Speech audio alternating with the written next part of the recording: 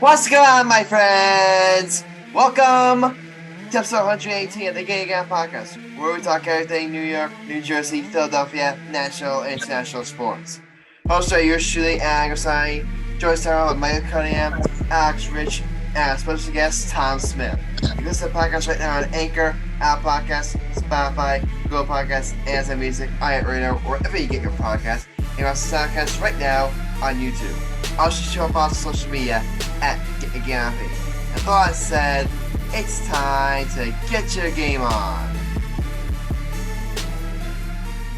Yo guys, as I'm not being on the show, we got a very special guest joining us. Does a lot of great work on the Yankee Center podcast as well as the Cape Time podcast. We're so happy to welcome on Sean. I've been following this guy on Twitter for a while now. One of my more favorite followers on Yankees Twitter. We are so happy to welcome to the show Thomas Smith. Thomas, welcome to the show. How are you doing? Thanks, guys. I'm doing well. How are you guys doing? I'm doing great. I'm doing great. I'll say this. I'm definitely in a better mood than I was on Saturday. That's for sure. That's for sure. Saturday was rock bottom. So, but when you hit rock bottom, there's only up to go. Exactly. And we went up pretty quickly. So, thank God. Hey, if that's gonna be rock bottom for the rest of the postseason, hey, that should be good signs. That should be a good sign. I have no problem going all the way this year. I have no problem with hopefully. that. Hopefully that happens. Well, yeah. Well, we obviously, Tom, we brought you on here to talk baseball, and two biggest stories is the New York Yankees.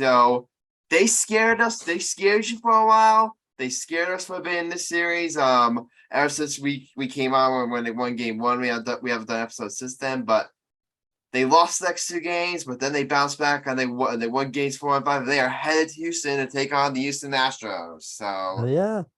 All right, so Tom, I'm gonna like give the floor to you here. Break down the series for us. Game 1. I don't remember it. I mean, you can do a game or just the whole series, whatever you want.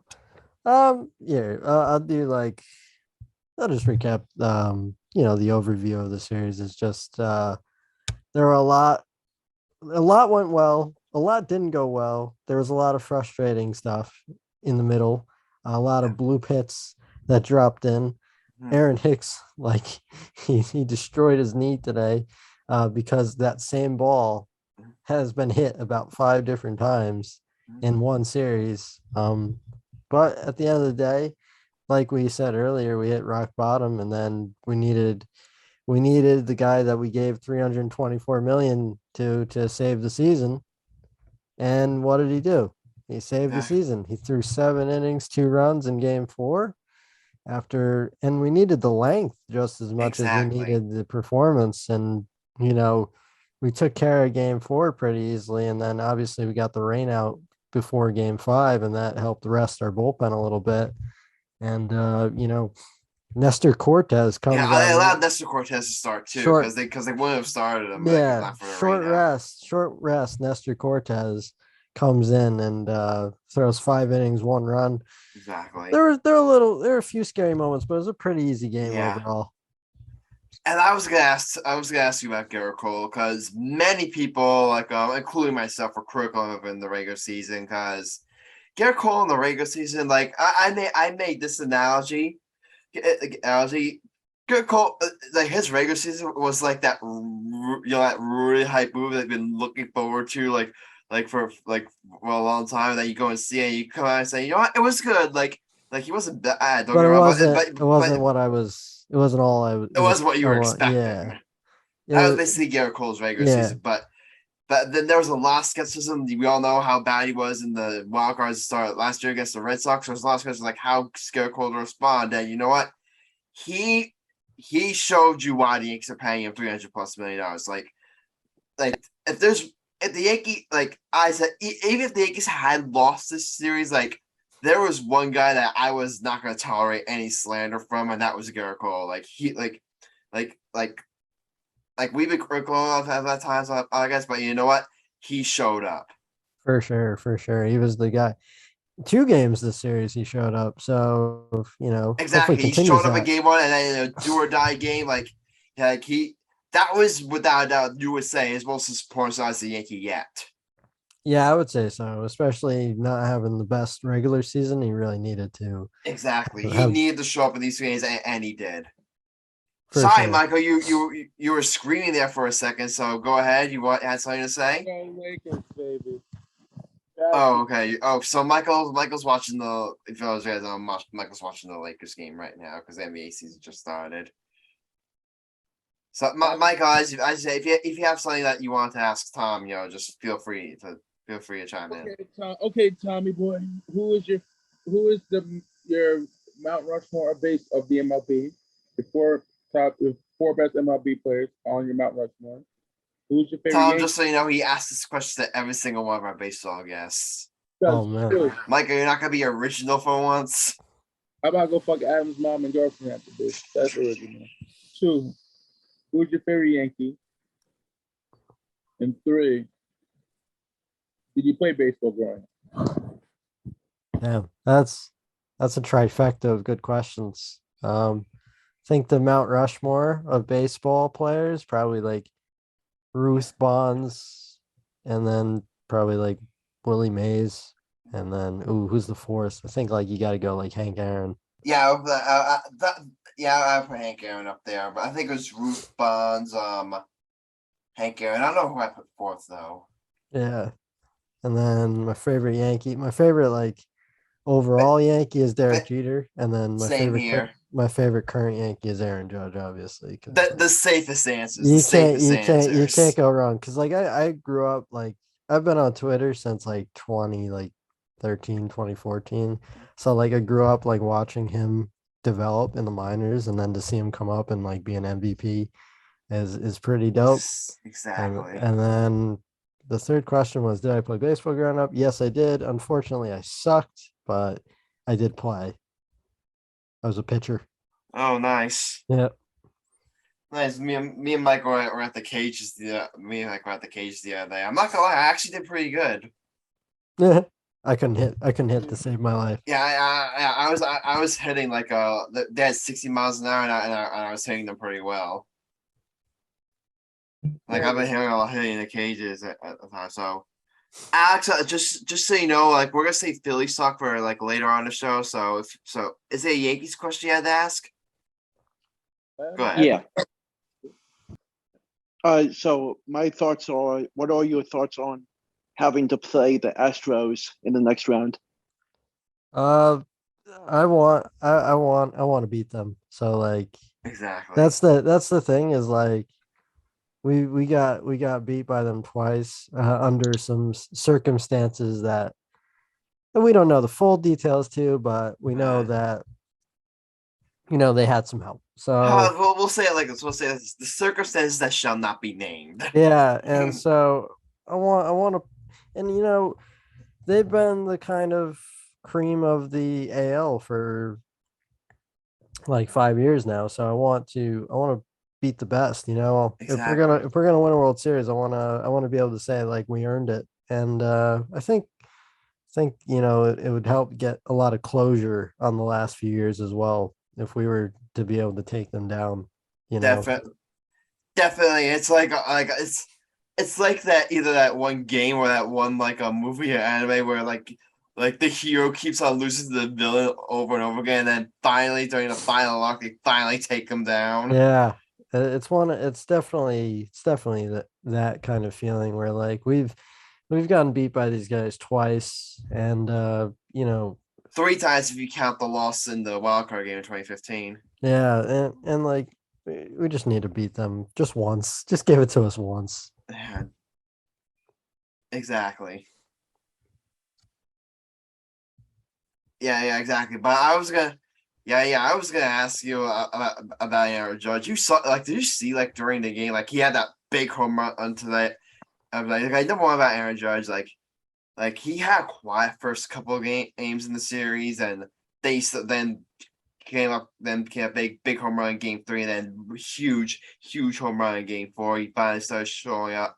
He finally showed up, and I don't know if you saw this, Tom. Like like you saw what happened to the dugout, right? Yeah, he kissed the logo. Yeah, he pulled up the Yankee logo on his jersey, and he kissed it. And the first thing that came to my mind is that if this man is wearing any other jersey, Yeah. like That was my first thought too.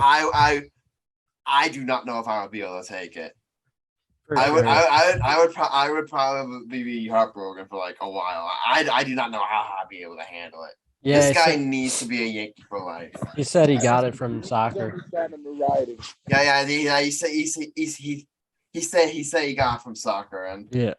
like he's not gonna say like whether or not it's like this has anything to do with like his pending contract negotiations, because here's the thing, fans can either speculate like you could speculate, because fans can speculate like, oh, he's saying like the logo because like he loves it here so much and he wants to stay, or he could like you can say, oh, he's kissing it because it might be the last time he ever wears the uniform. Yeah, for sure. Like you could think it either way. You could speculate it either way. Yeah, I expect him to stay. And that's why I think Judge has been going out with because he's being very cryptic because and that's for like a negotiation. So all these stuff right now, all this stuff I said for all the stuff that was going on this season in terms of his contract, I always said like it's really all about negotiating at this point. He's gonna try to get the most money he can from either the Yankees or whatever team. Yeah, I expect it to be the Yankees to give it to him. I just don't see him leaving. I don't see him leaving. Like, here's the thing. It'd be kind of weird to see him in another. Yeah, because here's the thing. Like, Hal Steinbrenner and Brian Cashner are a lot of things. They ain't stupid. Yeah. They you can accuse Hal of being cheap at times. He ain't stupid. He knows what Judge means to that franchise. And he knows how much of a PR nightmare it would be to let him walk.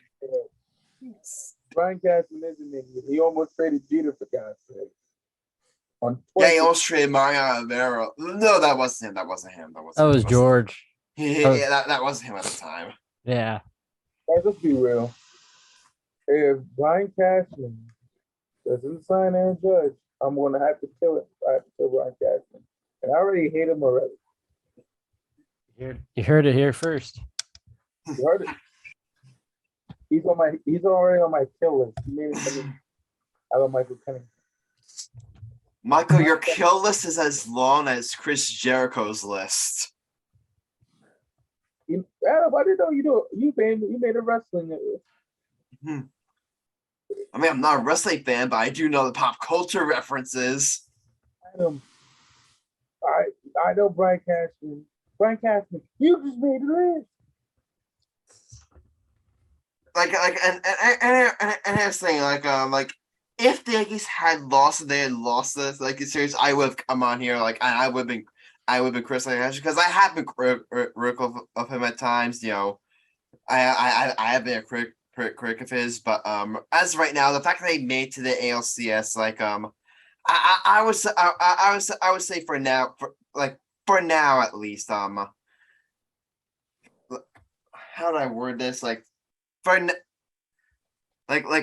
now at least, I think for now at least, I think Brian Cashman's safe. Like example, the Yankees bring them back next year, which they're going to do. Like, I'm not going to be mad about it.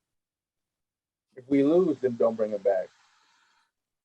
Even if we lose, like I would still say like I was still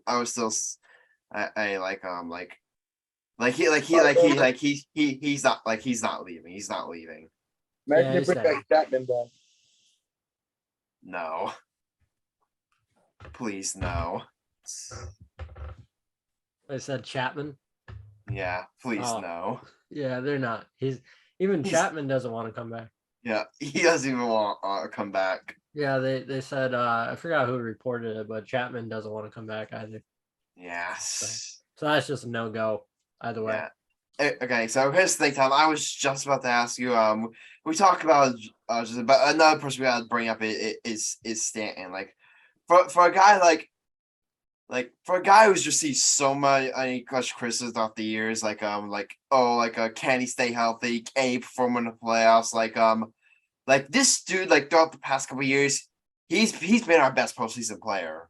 Yeah, or sure. one of our best postseason players. That big home run, that big home run, He like basically ended that the was game. that was the biggest that was one of the biggest home runs like he's ever as a Yankee, because at that moment like the stadium calms down and you give like Nestor that big lead. That was such a huge home run, as well as the home run in game 2. I just really I tweeted this out. You know that apology forum meme? You know that apology forum meme? I'm not sure. Let me search up. I'm gonna DM you like a sample. I'll send you a sample of it. But I think we need to make one for Stanton, because he has just, for a guy that's really endured a lot flack from the Yankees fans. Like, remember, he got booed on opening day, and he's been booed up. For a guy that's been under as much scrutiny, saying he's like, hey, he couldn't have handled it better. I just really think that Stan has now showed you like what, similar to Garrett Cole, and why he makes his money. The Yankees the Stan is showing you why the Yankees are paying him so much money. For sure, he's been awesome. For some reason I can't find it. So it's all good. if I ever find it, I'll give it a chance. Yeah, one thing I did confuse me during the series time is that why did it take them so long to move up IKF? I think you could ask that question about like the whole season. Yeah, because here's the thing. Offensively, I'm not mad, because like at this point, offensively he is who he is. Like he's a single hitter. He'll hit like 262 and everything with like a couple home runs. Whatever, like if he's like your 8 or 9 hitter, like you hear with it. But defensively, I mean, I remember how much Yankee fans get on get on Derek Jeter for his defense. Let me tell you something. I'm just gonna say this right now. 48-year-old Derek Jeter can make at least half the plays I can't make. This guy it's like you watch him play defense. It's like, he has, how many errors does he have on the season? It's not even just like the errors. It's just like, because like he's gotten lucky on some. That's what I was gonna bring up. Like, it's like whatever. Like, there were so many balls that were his way that they counted as that really should have been errors. I mean, yeah, he just isn't. He isn't great. He's not. And the frustrating thing is that the Yankees have better players than him, and that they wouldn't transition over to them. They really held firm on IKF the whole year, and you see a guy like Peraza, who's not even on the roster, who's probably the Yankees' best shortstop. Probably. And like not just defensively, but also offensively, he's just got more pop than IKF. Exactly. And he's got the same amount of speed. Like exactly. Peraza can fly. Exactly. Like earlier in the season, like I understood them him being everything shortstop, because you didn't have any better options. Now with Oswaldo Cabrera and you got Oswaldo Peraza, like they simply have better options now. And the fact that it took them the risk elimination to stick that long, I think, and that's one criticism I have the Yankees and Brian Cash, is that he hardly ever quits on guys, even when it's time to. Look how long it took him to stick with for example, Gary Sanchez, or maybe a Joey Gallo, or maybe Sony, or maybe Joey Gallo's a better example, or maybe a Sonny Gray. He's the type of guy, Cash's type of guy where he doesn't like to admit mistakes, and with IKF, I think that's a guy, I wouldn't say call him a mistake, because he's who he is. He's a stopgap shortstop. He's who he is. But at some point, what I'm saying is he should have moved off IKF way sooner than he should have. For sure. I mean, it's just their kind of love for IKF has been kind of weird all year, because he really hasn't done anything to deserve it. Yeah. He's not someone who has a track record of being great or anything like that. It's just it's a kind of just a weird love fest with him. Yeah. And he's been making the same kind of routine mistakes all year, and then he just continued doing it in the biggest games of the year. And finally they admitted like we've had enough, and it is what it is. All right. All right. Quick question. Gun to your head. Is Peraza on the ALCS roster? I think maybe with Hicks' injury, but I think DJ is gonna take the spot actually. Yeah, because DJ's healthy, right? Yeah, DJ should be able to Yeah, play. so that's gonna be a huge boost. If they could get healthy DJ back, that's gonna be a huge boost for this lineup. For sure. Unfortunately, Benintendi isn't gonna be back. He's not gonna be back for the ALCS. Yeah, but getting at least one of like a Benintendi or DJ would be back because I remember there was a lot of like controversy because the Yankees like for a while they were leading off Aaron Judge, and I remember I remember A-Rod like had a problem with it because I'm thinking here's my opinion on the whole situation, Tom. Like at the time, I understood like ideally Aaron Judge, like you want Aaron Judge batting second, but here's the thing, like at the time they didn't have any better options with Benintendi out and LeMahieu out, like at the time, like they didn't have any better options. Like Aaron Judge, like excluding yeah, I believe it's excluding like LeMahieu, and I don't know what Benintendi's on base percentage is, but Aaron Judge like has one of the higher on base percentages of the team, and the fact they can steal base, like it makes him like hit like his best leadoff option. So yeah, leadoff option. Now at the same time, that being said, I didn't necessarily hate it moving Glaber up to a leadoff spot. Yeah. I think it's actually worked relatively well. So I just wanted to get your opinion on the whole thing, Tom. Yeah, it would be nice to have like a regular, like old fashioned kind of leadoff hitter like DJ or Benintendi, and hopefully now that DJ should be back, hopefully he could be a part of the lineup on an everyday basis. But leading off Judge made sense. He's got the highest OBP in baseball. He works more walks than anyone. It's just that when you're batting Aaron Judge and the guys in front of him, like the 8-9 hitters, weren't doing too much, and it's just not. It just wasn't like the best place for him, I guess you could say. And a guy like Glaber, he's not a high on base percentage guy, but he makes contact. He can pop a homer. It was just worth to try something new. Yeah, especially with the slump too that Judge was in. And Glaber could actually steal bases too, which is good. For sure. For a guy that has loaded with speed as Glaber is, like he can still swipe a bag or two. Like I think I saw the stat. He's like 6 for 6 in the postseason stealing bases. Yeah, he stole one today. Yeah, I think he stole 14 last year. So that's the one thing I love this year is like they're being aggressive on the base paths. Like for example, last year they're like. Last year's base running, they were just completely awful, and they weren't nearly aggressive. This year they're being more aggressive, which I love. I think it's only going to continue going forward. With the large base next year, and you got and you got Volpe coming up. Yeah, Volpe is going to be super exciting. Oh, I cannot wait for him. Yeah, it feels like they've been waiting for him. Just They're just waiting for it. Yeah, I just for record, Tom, like similar to you following Judge since he got drafted, like I've been like kind of following Volpe when he got drafted. Yeah. Yeah, back in 2019. Because here's a rule, Tom. Here's a rule, Tom. Here's the rule of mine when it comes to like grading prospects and stuff. When it comes to me grading prospects, I ask them 2 questions. Number 1, did you grow up rooting for my favorite team? Volpe did. Question number 2, did you grow up in New Jersey? Yes, he did. I want you. That's my logic. Yeah, that was Derek Jeter was the same way. So exactly. So Anthony Volpe is the next. It's hard not to fall in love with those type of stories. Yeah, he's an exciting prospect. He had a really nice year in AA. Got to play a little bit in AAA. So he's only one phone call away. You could. Yeah. When do you think we'll see him like next year?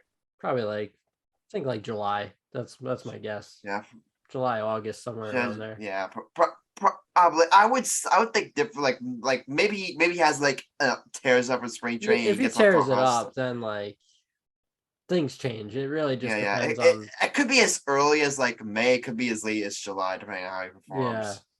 But So once he comes up, that's gonna be a huge boost for this team next and year. he's still super young. He's only like 20, 21, something like that. He's So, gonna be 22, I think, in what, April, I think.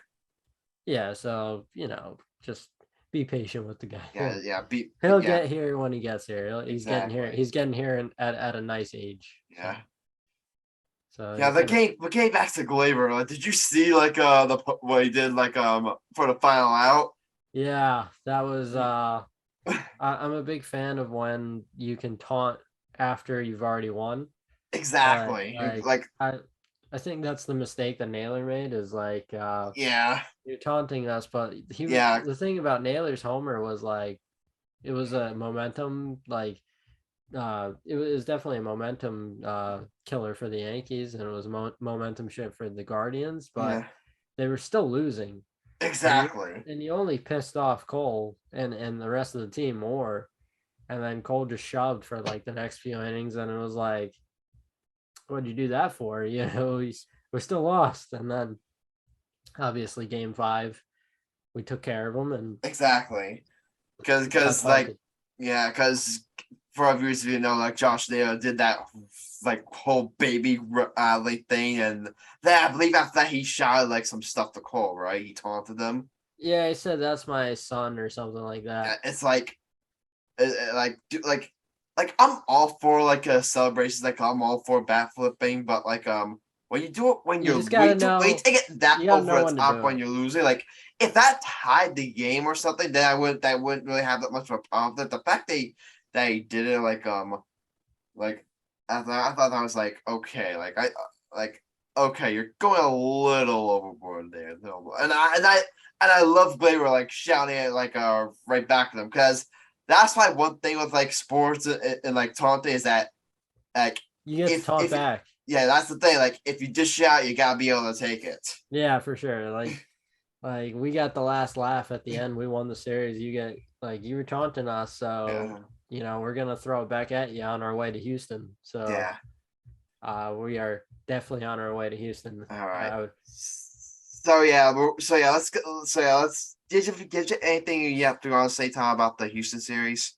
Not the Cleveland series. The ALDS. I don't have too much else to say. It was it was nice to see like Harrison Bader have a nice year. I forgot to mention him. Oh my God, what a series he had. Yeah, he made a big play in center field in game 1. He saved a run by cutting the ball off in the gap. Then he had 3 home runs.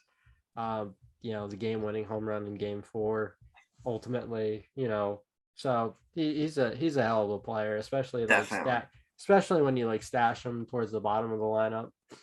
Yeah, exactly. What you have him is like your like 6 or 7 there. Yeah, anywhere from like 6 to 9.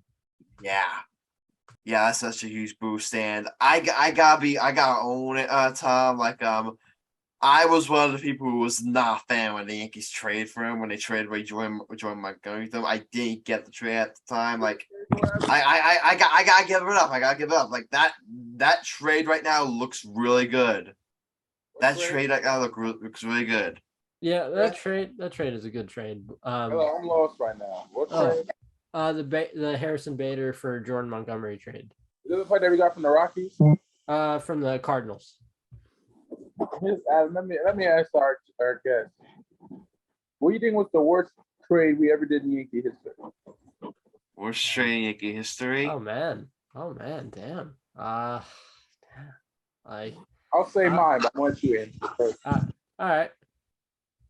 I think I would say Joey Gallo, but we didn't really give up that much to get him. The Gallo one's bad. The Gallo one is bad. I'll tell you, like one that's proven to be pretty bad right now is the IKF and Donaldson trade. Oh my God, that like you took on what $25 million this year for Donaldson to have a bad shortstop and a third baseman who couldn't hit. Yeah, having Josh Doss, who's clearly like on the decline. Yeah, who's clearly on the decline. He can't even catch up to a fastball these days. So I'm gonna say mine. Yeah, traded when we had that prospect for what's that from that prospect And from the Cubs, we traded for Chapman. When the Cubs won the World Series and we traded away Chapman and we got him back to next year. The Gleyber trade? Yeah. Gleyber's playing second base for the Yankees now. Yeah, I think that was a bet. We could have gave more for Chapman to get Gleyber because we didn't know how good he was. But it was a good trade for us. It was like a semi trade. I wasn't a fan of it at first. Yeah, I mean, I know Adam's in love with Gleyber Torres. That's his favorite Yankee. He's one of my favorite Yankees. I like Gleyber too. I like Gary Sanchez, but Adam hates Gary Sanchez. Yeah, I never hated Gary Sanchez, to be clear. Yeah, I hated his poor performance, but I always liked Gary. Yeah. So he's the type of player that just like a change of scenery is needed for him. Like, apparently he didn't do that that much better with the Twins either. Yeah, I think I read that the Twins are preparing to like cut him. Yeah, so he really didn't have a nice year for himself. Yes, he's just not that good. At some point, like you just gotta like cut there, certain guys. But yeah. So, but guys, I want to shift the conversation to look forward to Houston now. Game 1's tomorrow. So, Tom, what's your outlook for this series against Houston? Well, like here's the thing: Houston has been they've gotten their few days off. They gotten some rest, but that could that could actually be an advantage for the Yankees that they've been playing pretty consistently over the last week, as opposed to Houston having a few days off, maybe getting a little rusty. Like the key is taking one of the first two games and then going back to New York and taking advantage there. If you want to win the series, you're gonna have to win at least one or two in Houston. And if you only win one in Houston, you have to win all three in New York. So exactly. I propose that we just sweep them and have no problems, but I don't think that's gonna happen. That's probably not gonna happen. I think this series is probably going 6 or 7. Yeah. Just that's just the way these things tend to go, especially this Yankee Houston rivalry. Exactly. I think the big thing is like, now, granted, again, I said this in 2019, the exact same thing, and it didn't happen, and they still lost the series. But I think they need to. I think they'll be good shape if they just take one of these two games. Yeah, like start with one. Yeah, just take one. Like take one of these first two games in Houston, then head back to the stadium. And I feel like right now, like if it's the end of Game 5 and we're up 3-2, I think you'll be in good shape. Because you're going back to Houston at Minute Park. All you have to do is win one. Yeah, you got Garrett Cole throwing Game 3, so he'll probably throw Game 7 on short rest. Yeah, probably, like if necessary. Yeah, Cole would probably be starting Game 7. Yeah, so like, I think that's the biggest difference between now and 2019 is we're the team that has Garrett Cole. So exactly, that's the big difference. And I think if you look at that's the big thing compared to 2019 is that in 2019, when it comes to pitch rotations, like the Astros had the edge and it wasn't even close. Mm-hmm. This year, you could make the argument that the Yankees have the better rotation. Yeah, I think the Astros do have a good rotation. I mean, the Astros rotation is solid overall, especially how good Justin Verlander has been. It's closer than it was back in 2019. Exactly, it's a lot closer. They had Verlander, Cole, who were the top two in Cy Young, and they also had Greinke at the time too. So they had a nasty 1, 2, 3. So like this year, it's definitely like closer, just because Cole is now pitching like the ace we were hoping he'd pitch like, and then you got Sevy and Nestor. Nestor obviously just dominated Cleveland, so it's looking good. It's looking better. I would say. That Cole, Severino, and and Nestor, like that 1, 2, 3 punch, like you'll take that against anybody. Yeah, and we should be getting Frankie Montas back too as well. Should be interesting. And we're supposed to get Frankie Montas back. Yeah. I think he's gonna be a bullpen guy though. Only because in the regular season, he wasn't that impressive. So and I'm sure the Yankees would be hesitant to start him. Yeah, Tyone's a decent pitcher as well, and he's starting Game 1. Yeah, which I don't have a problem with. Because Verlander's gonna be starting game one, and I think even if you threw out your best stars, I said sports online, with them being tied from the Cleveland series, I think game one, you look at that game one as the game you try to steal. You go out with Taillon, and then you try to steal that one, and then if you do, then you have Severino, you'll have a legitimate chance to go up 2-0. Yeah, if you steal game one, Stop calling him Sexy Seven. It's just weird. That's the nickname I give him, Sexy Sevy, and Michael's Sexy not a fan Sevy? of it. That's kind of a little bit homo. okay. No, I got a better one. Masturbator. Masturbator. That's Even good. worse. If you steal game one against Verlander, you can get greedy in game two and try Exactly. So it's really just taking it one day at a time. Adam, who's pitching for us for game one? Taillon, Jameson Taillon. But who do we have for game two? Severino, right? Yeah, Sevy. And then Cole and then Cole in game three. I don't know who would start game four then. I think it would be Nestor to start game four because there's a day off between games 2 and 3. Nestor in game four. Yeah. Guys, let's all pray for the Yankees. Let's all pray. Yeah, because here's the thing. This could be their last chance with Aaron Judge. This could be their last chance to win the World Series. I don't think it will be, but I don't think it will be. But it could be. So but we have to treat it as such. Exactly. Here's the thing. It's the thing. They don't get they haven't been here since 2019. You don't get that many chances. The chances you have at World Series, even for a team like the Yankees, is limited. So you got to take advantage of them while you can. So absolutely, I think this is their year to finally get over the hump, take down Slade Dragon, take down the Astros, and get on to the World Series. Judge isn't gonna be young for me.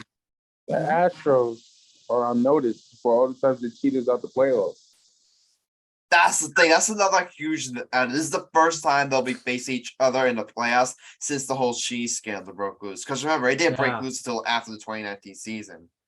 So let's see the So I'm sure the Yankees are gonna be extra motivated because they know what happened and they know what down. So they're gonna be extra motivated to stick it to Houston.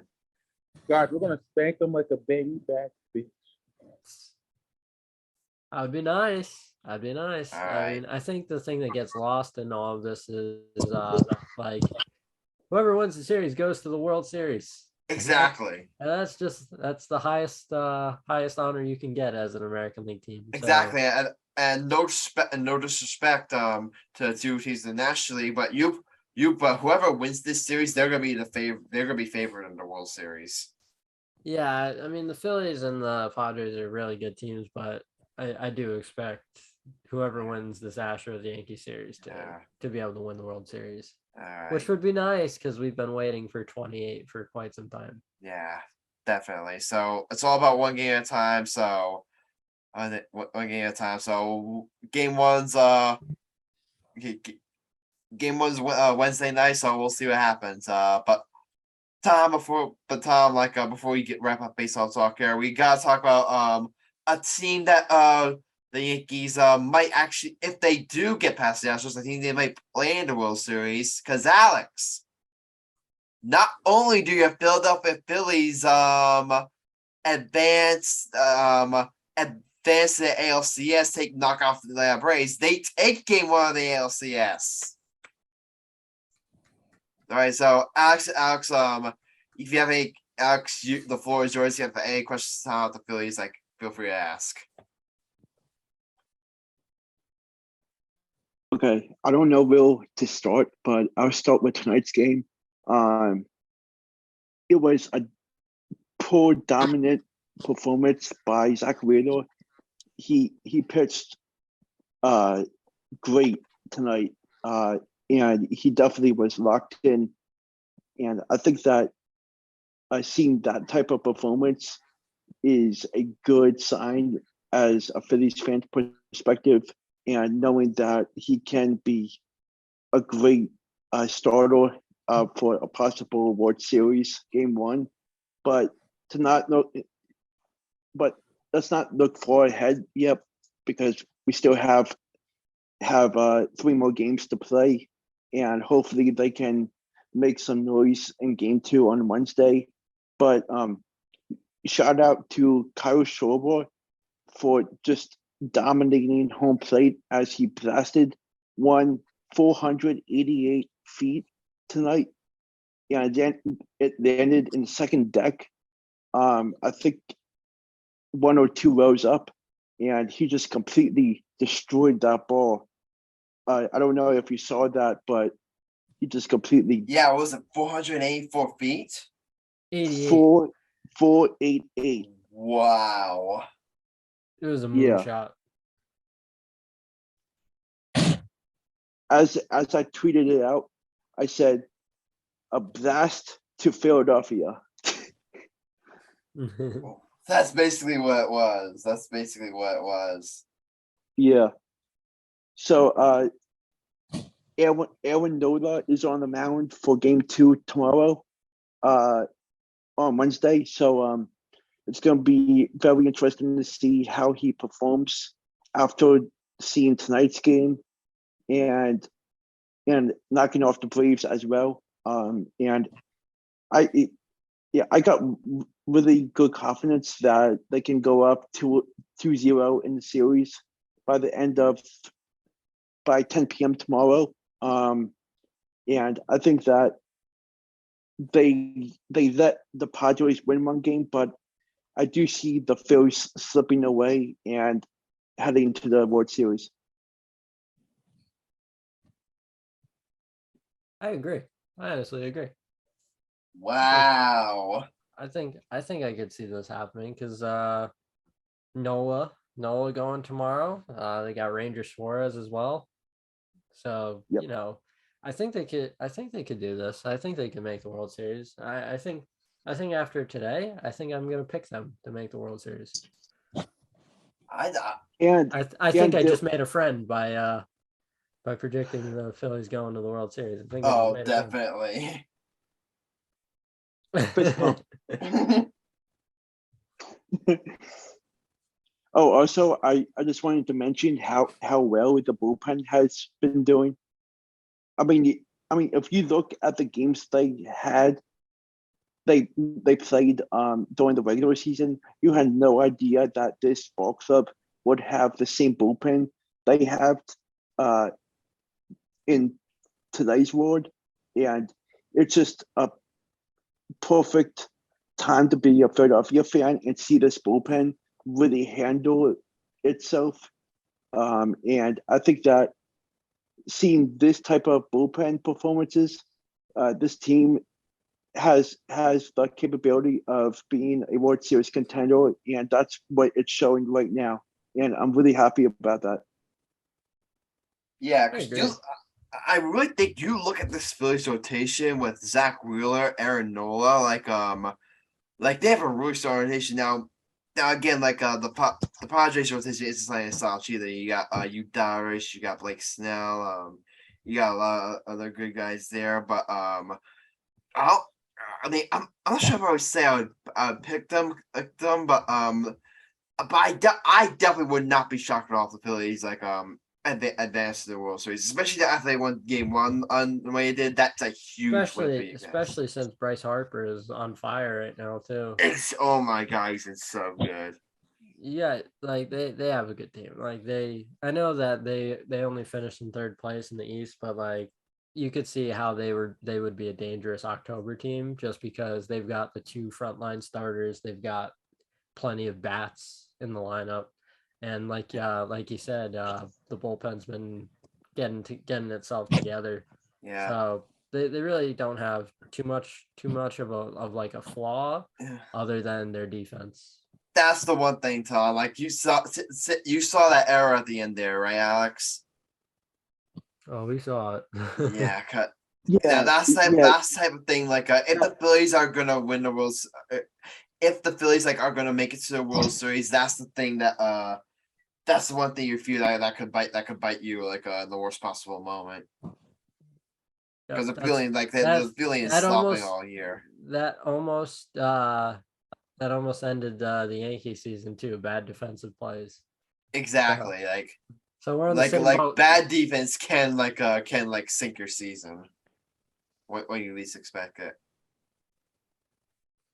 I'm just really hopeful that Kyle Schwarber doesn't go down the drain come Wednesday night's game and Friday's game. But I just really hope that he keeps on striding for the ball, which he did tonight, and as well as Reese Hoskins, straight to Ramiro, to name a few. I think having them both in the lineup is a really good sign.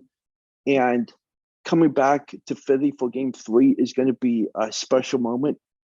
Not only they get to play in front of great fans, but having the ability to clinch a World Series appearance during Game 4, which would be Saturday night, if they happen to make it that far. But I know just take it one game at a time. But it's going to be a special atmosphere come Friday night in Philadelphia. I say West Philadelphia, born and raised. Yo, could you imagine if we get Yankees Phillies World Series? That'll be like feel like Groundhog Day.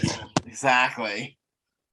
It's like we all it's like we time traveled back 13 years ago. Yeah, it's like, oh, we're doing this again. Okay. That's when that was It'd be like Giants and Patriots round 2. First of all, It'd be that level. First of all, we will win. We're gonna wax that ass and make sure Philly are bitch like we usually. Yeah, because like it would just be crazy for this podcast. Like just watch our Yankees go up against ALCS Phillies. It would be such a fun time because we all know one person because then one side of the podcast would be celebrating and the other side would be miserable. Sorry, Alex. I love you, but you'll be miserable. If that happens, I hope we get a Yankees Phillies World Series. Oh my god, I would love to see that.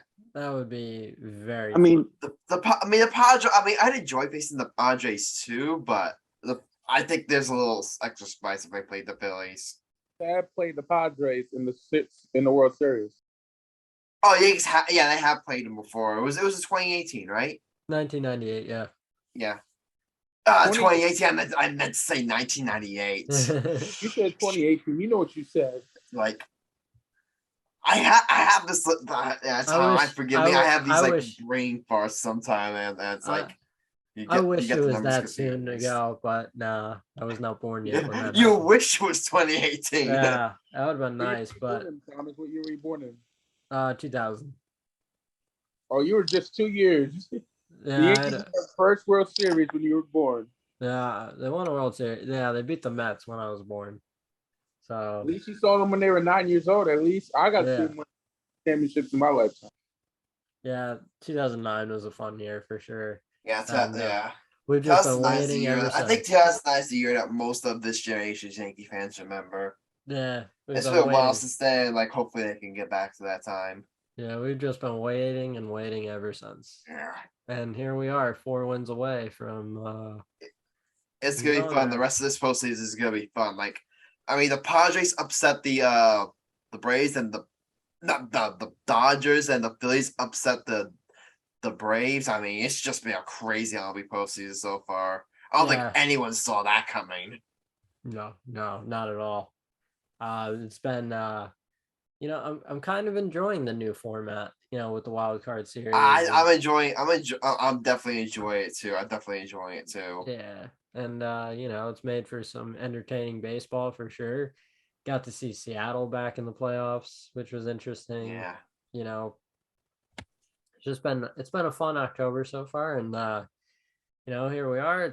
We're getting there. We're getting to coming to a close. Hopefully we're the last team standing. No offense to Alex. No offense, good buddy. It's all love. But if the Yankees end up playing the Phillies, we're gonna take you down. And I'm sorry. I mean, but we Actually, I gonna got respond to that. I got an interesting perspective on a potential Yankees Phillies series. Go ahead. It's kind of like the Phillies up against Atlanta, and they came through and beat them. I could see that. I could see that a little Okay. bit because Okay. they were supposed to be the winners of that series. And Atlanta, I mean, the Dodgers got knocked out from a non-favorable team, and that could, anything now can happen, and the Phillies can do anything to make everyone surprised at the end of the day. And it's not out of the conversation that this Phillies team, if they make it to the World Series, that they can be a real shot of maybe winning the thing. I agree. Yeah, that's the thing. I think all four of the teams, like I think Houston right now is like is the favorite, but I think you look at all the teams, we wouldn't necessarily be shocked if any of the last four teams won at this point. No, I What's agree. happened so far, you wouldn't be shocked if any of the four teams won it. I agree. I think like Alex said, like, I think if you make it this far, like you've earned the right to like be respected, and Exactly. I think the Phillies deserve our respect, especially with that 1-2 punch at the front of the rotation and the lineup that they have. They can beat anyone on any given day. Definitely. And as long as they keep getting good pitching performances like they did tonight, who's going to beat them? Definitely. All right, Tom. We got. Do you plan to stay for the rest of the episode, or do you want to like head out now? Oh, I could stay for the rest of the episode. Okay, so that definitely helps. It definitely helps us. We're a little bit short staffed. So, Tom, this is the middle segment of the show that I told you about. It's called the hot take of the episode. So, Tom, here's how this works. Every single episode, we have this little like spinning wheel app that we use. We put all our names on it, and whoever it lands on gets to do a hot take. It could be any hot take you want, and then you want about any sport. And then we all like vote, and it either gets approved or it gets disapproved. All right.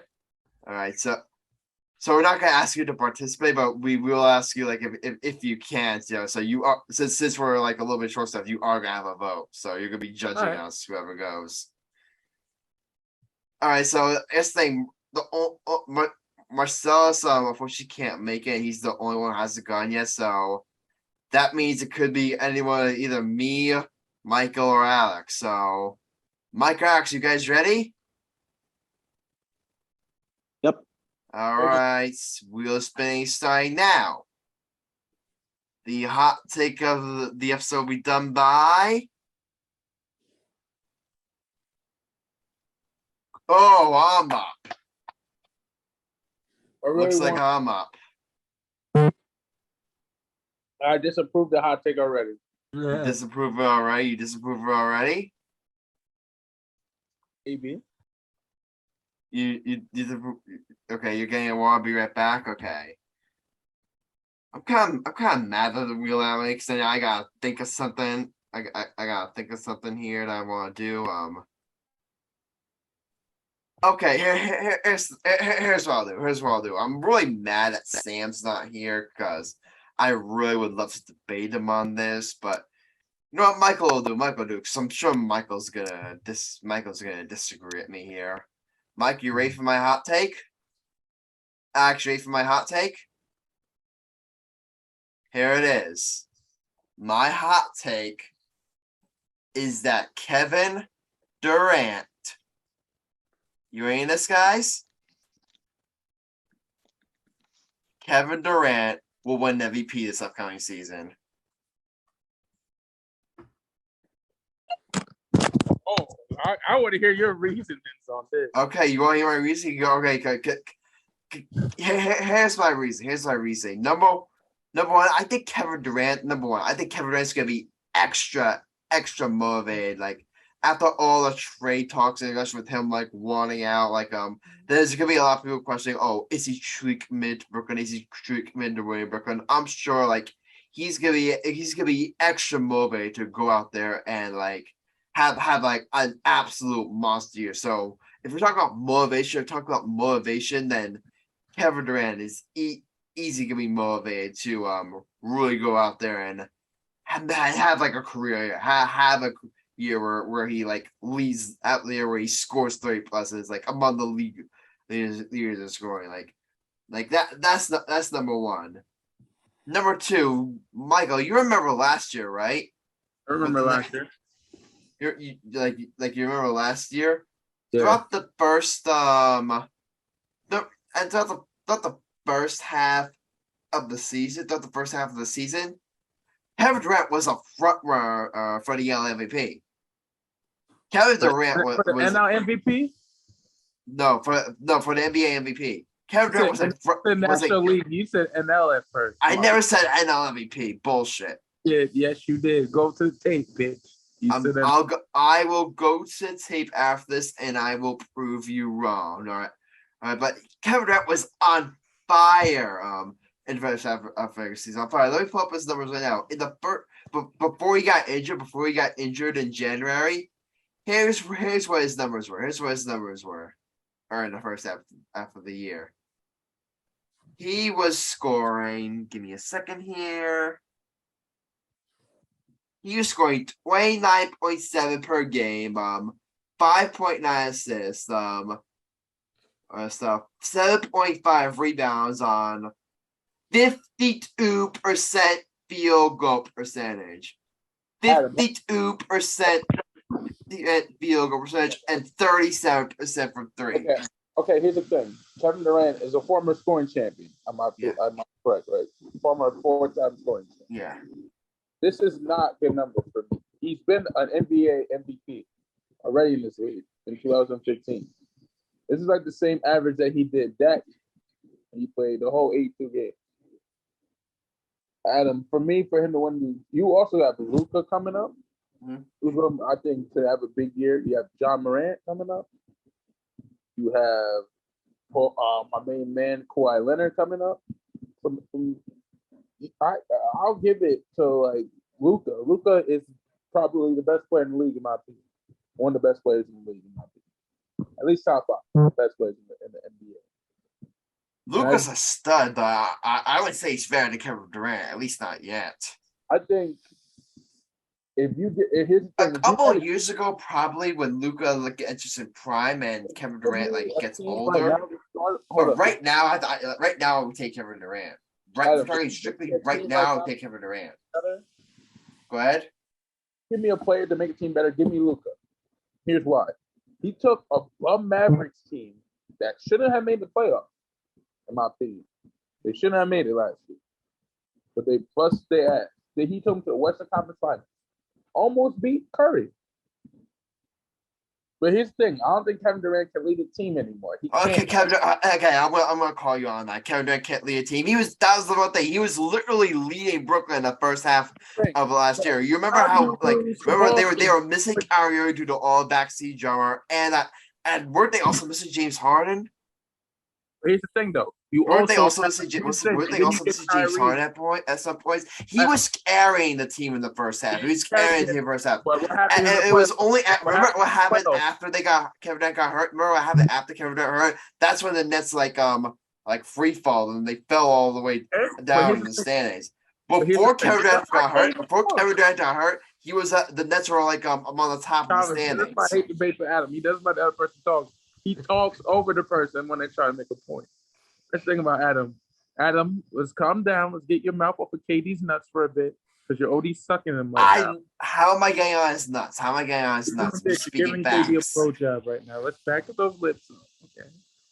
2, you were telling me that KD, where you rank KD as the best player in the league? Where you rank as the best players in the league? Best players in the league. Number 1. I'm hanging up the damn phone. He is not number 1. I can name 4 better players better than him right now. Okay, now you're bugging. I can name at least 3 or 4. All right, I just figured I'd put him 2. Okay, I'd put him 2. You have Giannis number 1. I have Giannis number 1. I have Kevin Durant number 2. Don't put LeBron over because LeBron is still a beast. LeBron, LeBron's still a beast. So I don't know if he's LeBron better number than Kevin 2. Durant right now. LeBron If is I go better all time, then yeah. But right now, LeBron I would is give the edge to Kevin Durant. better than KD. You also have who else you got? Put over KD. Okay. Talking about right now? Right now. Let's tell you, I would say Luka, but how about Luka? I think is better than KD as of right now. Not right. I wouldn't say right now. A couple of years from now, probably not right now. He's thinking about KD. He's too injury prone. He is too injured. If you would have said he's the best, that's the one thing. I'll give you. I'm a fan of KD. He's too injury prone, and here's the thing: he doesn't have that killer instinct anymore. If he wins a championship in Brooklyn, I'll say he can lead a team. That'll be my opinion. He has to win in Brooklyn. But the hot take's not about him winning. Just to clarify, my hot take's not about him winning a championship. I'm saying he'll win MVP this upcoming year. But let me get to my point. We're not arguing. Here's what I'm saying. Here's the thing. KD doesn't make a team better. He can make them good, but he has to make them great so he can win the MVP award. I think Luka can win the MVP. I think Giannis can win the MVP award. But I don't think KD, I'll give him one. Yes, I'll give him 5 or 6 years left in his career, in his prime. He's 30-something years, 32, I believe. Like he's 34, right?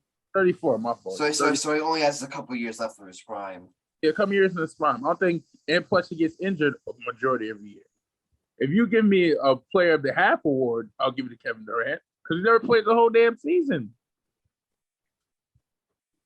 But here's the thing, Adam. Watch this. I'm gonna say on Here's the Michael. Do you mind if I address your health question really quickly?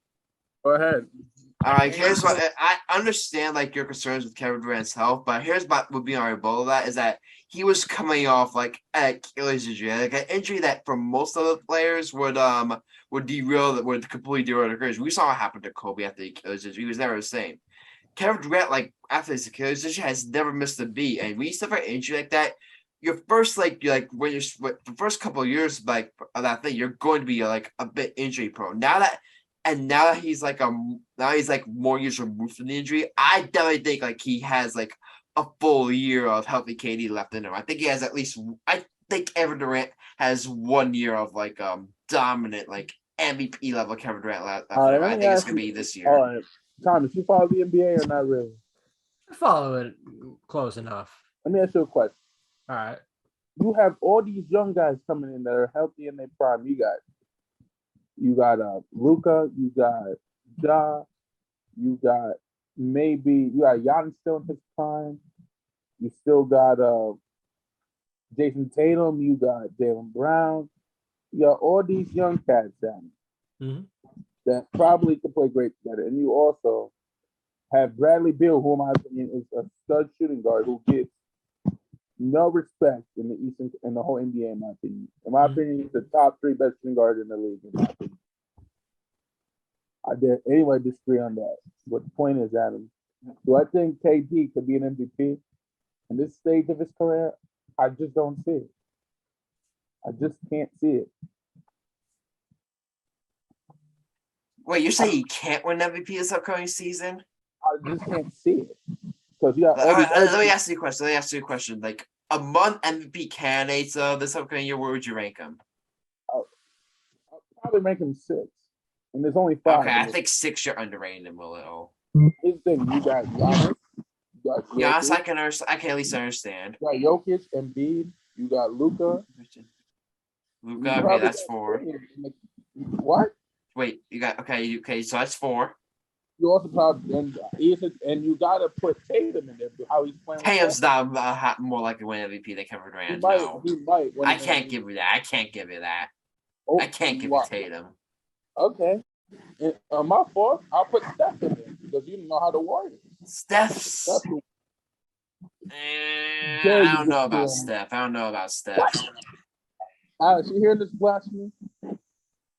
I mean, he's a candidate. I mean, would I necessarily be shocked if Steph won MVP? I wouldn't necessarily be shocked, but Adam, I think Kevin Durant's more likely. I don't think. Here's the thing. I think Kevin Durant's more likely to have like that type of like dominant year. Like But here's the thing.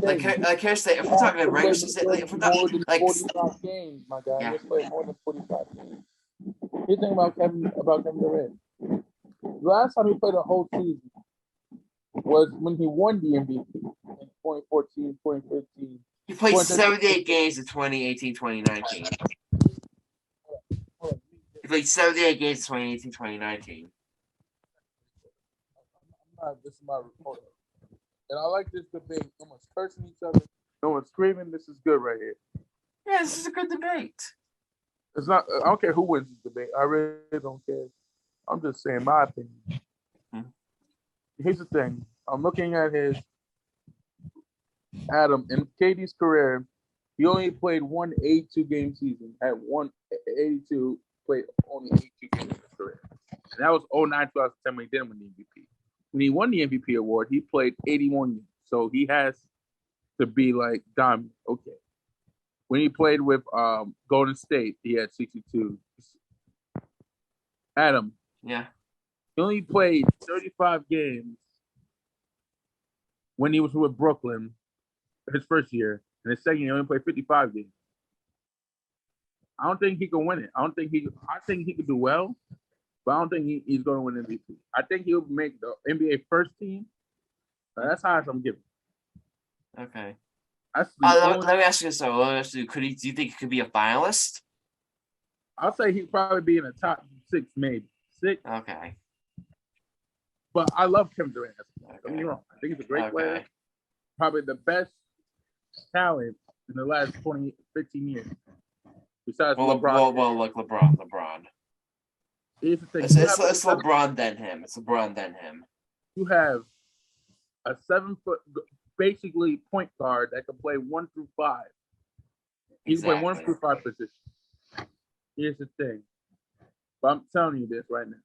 If you give me a team, and people, I ask this all the time in my sports. If you give me Giannis or KD right now, give me Giannis to build a team right now. As of right now. Give me Giannis and Luka. That's all I need for a team. If any NBA team, that's dominant. Give me Giannis and Luka as my 2 stars. I'm winning the championship. Okay. I'm serious. Yeah. Okay, Giannis, we'll agree to disagree.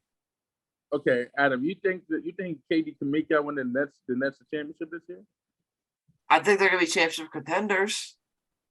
If I'll give you if they can stay healthy. Health is their concern. If they can stay healthy, then I think they're as good as anybody. Here's the thing, but you have Ben Simmons who chokes in the playoffs for your team. And Alex knows about Ben Simmons choking in the playoffs. Yeah. But as I said before, like the Nets aren't gonna be asking him to do much. So I think I'll think like I'm worried about Ben Simmons choking because the Nets aren't gonna be asking for him like to score or that much. Like Kevin Durant, Kyrie are gonna be a primary scorer. Heck, even Joe Harris, Steph Curry, will be like could probably like be more scoring options than like Ben Simmons. Like Ben Simmons' job is gonna be the playmaker and the play defense. That's gonna be his role in the team.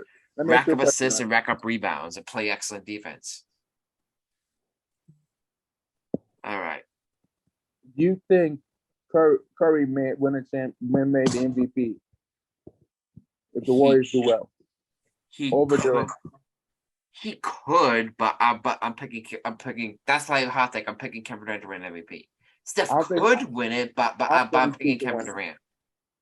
But here's the thing: you got Kawhi Leonard coming back healthy. You got Jokic to probably do a 3-peat. You have Embiid winning his first MVP. You have Luka to win his first MVP. You may have Tatum win the MVP. Here's the thing about basketball: anything can happen, and that's why that's why I love this game. Exactly. You say anything can happen. So when by that logic, could Kevin Durant have a healthy season? When you say anything can happen, you made a debate that Kevin Durant will win the MVP. But however, anybody can win. I don't think KD. If KD can play healthy and consistent, then I'll say he won the MVP. Luka is in his prime, not in his peak, whatever. But he's saying, I'd say Luka can win it because what he's doing with Dallas is unreal. Luka's averaging a triple double and averaging nearly a triple double every year.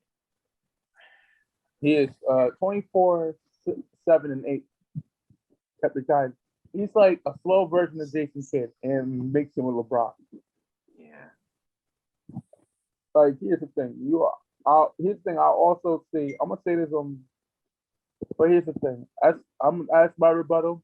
Let's end the hot take. Yeah, we gotta end this hot take. So sorry, Alex and Tom for like taking so long, but that's the end of my hot take. All right, it's time for you guys to draw whether you're approve or disapprove. So Tom, you can go. So, if you want, you could go last. Just to see how Michael's and Alex's verdicts go. Sounds good. Alex, you go first. I disapprove. Thank you. I'll go next. Alex, your 6 of bias is showing. Your 6 of bias is showing. I disapprove as well. Because he said some bullshit. Tom, give me a moment. Yo, Thomas, if you say you disapprove, he will go. It'll be unanimous if you disapprove. Think about it. Oh, this is tough. Sorry about that. This is tough. Because I don't want to make enemies on my first day. So Adam's a big boy. He puts his big boy pants one leg at a time. Don't worry. Whatever verdict you decide, you won't make an enemy. We won't kill you. We promise we won't kill you. Good question. God. I think, you know what? I'm gonna be the guy that goes against the grain here. I'm gonna approve the hot take, and I'll tell you why. I'll tell you Go why. ahead. I'll tell you. Because I do think, like, let's say hypothetically, just hypothetically, Kevin Durant does stay healthy this year. There's nobody on this planet that scores like him. He's just one of those guys that can just make a shot anywhere. He can just throw a ball up and it'll go in just naturally. He's just a natural scorer. And if the Brooklyn Nets are going to win a championship this year, it's going to be on his back, because usually, like, even when Kyrie is not spouting conspiracy theories and refusing vaccines, he's usually hurt a lot too. Like, that's the one thing that we forget about Kyrie Irving, is that he gets hurt a lot. And the guy that's going to keep Brooklyn afloat, if that happens, is Kevin Durant. And like we all said, I don't know if I said this earlier, but Ben Simmons is not a scorer. He's a facilitator. So that's just more buckets for Kevin Durant. So my guess is that Kevin Durant's going to score over 30 points per game this year, as long as he's healthy. Yeah. And so I approve of that. But for Sam, I like you already. Especially now that, like, we're entering like this kind of like final year of this Brooklyn Nets kind of core together. Yeah. If it doesn't go well, because Kyrie and KD like have already, like, Kevin Durant literally already asked for a trade earlier this year. So, like, if this doesn't go well, you could sense like that, then that's their window is closing. Like, you better win, or else exactly, or else he's actually gone. Yeah, I like how Tom is still voted for you and you still lost. Yeah, that's the thing. I voted, but my hot take still got disapproved. So only because these two here are clearly, like, the Knicks fan and the 76ers fan are clearly not all biased in this. That's I'm a Laker fan too. Get it right, boo boo. I'm a Laker fan too. Thank you. If anything, that makes it worse. Adam, we're real fans. You picked your one of your favorite players to win MVP. I didn't pick any players in the Knicks or Lakers to win MVP. Because who on the Knicks could win MVP? Who? Julius Randle? Mitchell Robinson MVP. And who on Lakers to win MVP aside from LeBron? Russell Westbrook. That's who's going to win MVP. I don't say LeBron's going to win MVP. Did that come out my mouth? Oh, okay. I'm a LeBron fan. Everybody knows that. I'm a Kobe fan. R.I.P. to Kobe. Okay. All right, you guys ready to shift the football now? All right, because I've been waiting for this time because not only do the Yankees advance to ALCS, you guys ready for me to blow your mind? The New York Football Giants are 5-1. Yes, they are. Yes, they are. Yo, I'm gonna be honest right now. I'm sure Tommy could agree. If you like time travel back, like let's say 2 months ago, like in August, and you told me the Giants are gonna be 5-1, I might have Will Smith you. Yeah, I would have been like, you're crazy. I would have laughed at you. I would have laughed, but they managed. How you Giants? The Eagles are 6-0. My Cowboys are 4-2. I can't sleep right now. I'm just so. That's right. That's right. Mike, you lost to Alex's Eagles. Your Cowboys lost to his Eagles. Alex is having a good run of. Alex is having great. I mean, his baseball. I mean, the Sixers lost the home opener, but they're still gonna be championship contenders. The Phillies are like a couple wins away from the World Series. How are the Flyers? How petty. The Flash is supposed to. The Flash is supposed to be really bad this year. They're 3-0. Yeah, but Alex has all the good luck, it seems. So Alex is like going good. Like his teams are rolling right now. Adam, imagine if every. And Thomas, I'll be at the Sixers home opener tomorrow, Thursday. Hell yeah. You're not even a Sixers fan. Gosh. Sorry, that was my dad who said yay for the Sixers. My dad used to be a Sixers fan. He used to be because of Dr. J. That was why he was a Sixers fan. 2, he likes Tom Brady, which is sacrilegious in this house. 3, he hates A-Rod, and he a Yankee fan. 4, I don't even know. My dad said he's a Eagles fan as well, which breaks my heart. Because the Eagles suck, and they will choke. Hey, Adam, should we start poisoning the Eagles players, man? Here's the thing, Michael.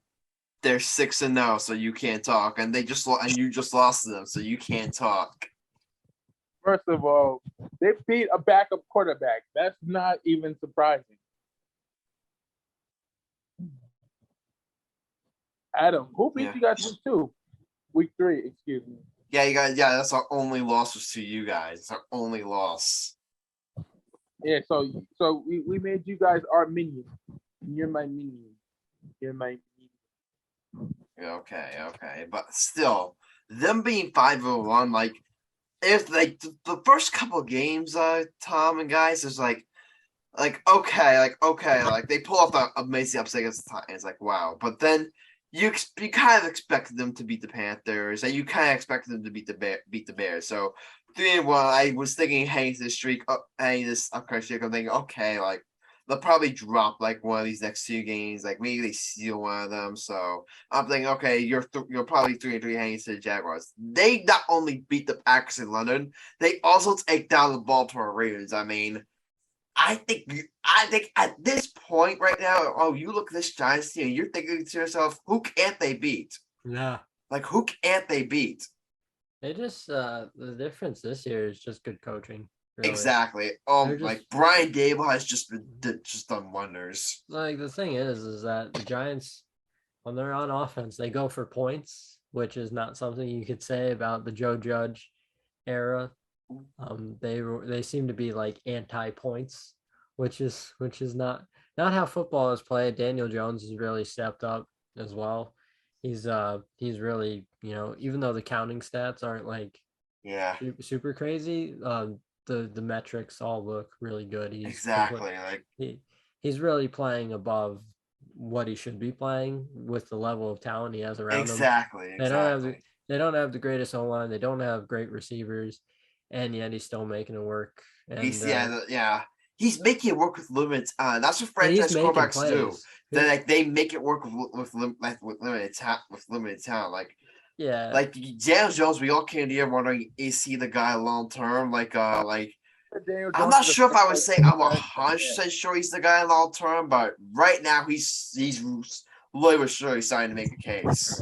Yeah, here's the thing. Here's the thing with Daniel. It's like he's obviously like we've had 2-3 years where he really hasn't played great at all, to be honest. Yeah, But what we are seeing is the things that have held him back over the past few years aren't there during this little run he's been on. We see him extending plays, we see him making big throws, we see him extending plays with his legs, we see him, just doing all the little things that good quarterbacks do. And he's had this like late fourth quarter magic as well.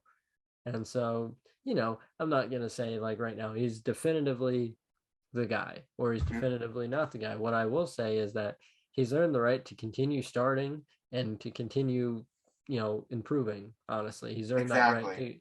to. And like if we reach the end of the year and he continues to improve, continues to make plays, continues to protect the football, and maybe he does deserve another year. Like I'm not gonna,